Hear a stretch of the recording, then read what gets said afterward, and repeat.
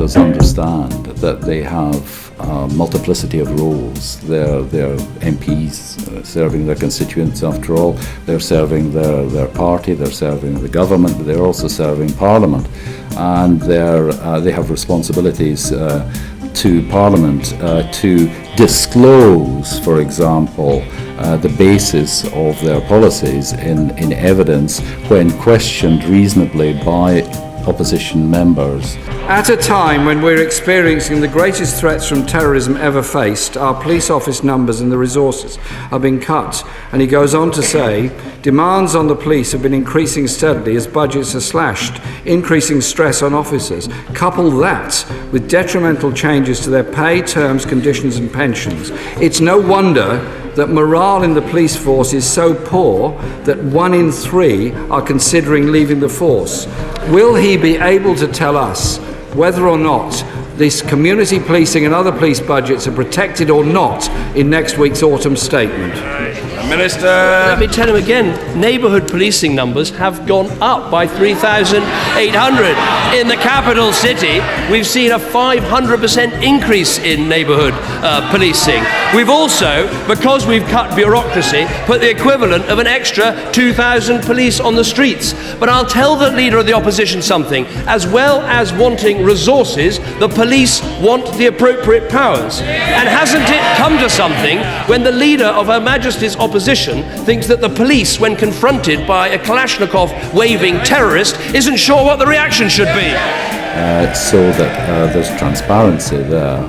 So I think the problems arise when you've got perhaps a minister who doesn't understand that very well, or who cannot easily cope with all of these, juggling all of these balls. I see that in Trinidad and Tobago that there is a kind of tendency to say, yes, we have elections, but the candidates for elections actually don't expect to be member of Parliament, they expect to be member of the government.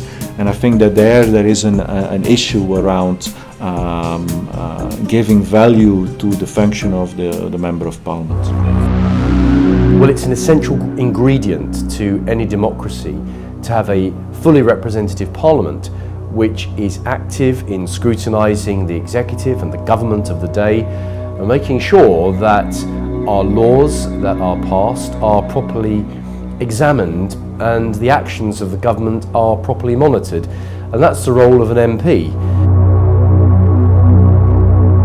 Parliamentarians not only should be monitored alone, because you can't just monitor someone and say, okay, they did X, Y, and Z, but they should be held accountable for what they do, how they spend. If the budget allocated a certain amount of money toward you at the end of that budget year, you should be able to tell me how you used up that money, what you did with it, give me information, forms, show me the work you did. I want to see it, I don't just want to hear from it.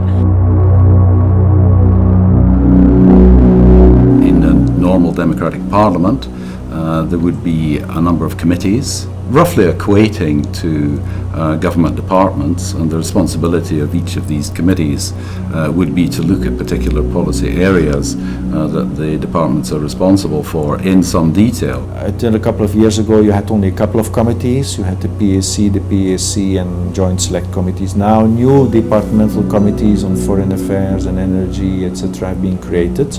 So it moves more in the direction of trying to match specific policy areas in the committees to policy areas on the executive. In the UK there would be a defence, foreign affairs and so on committee, and they would be working very hard, having lots of meetings, asking government ministers and officials, travelling, making sure that the government was living up to its responsibilities.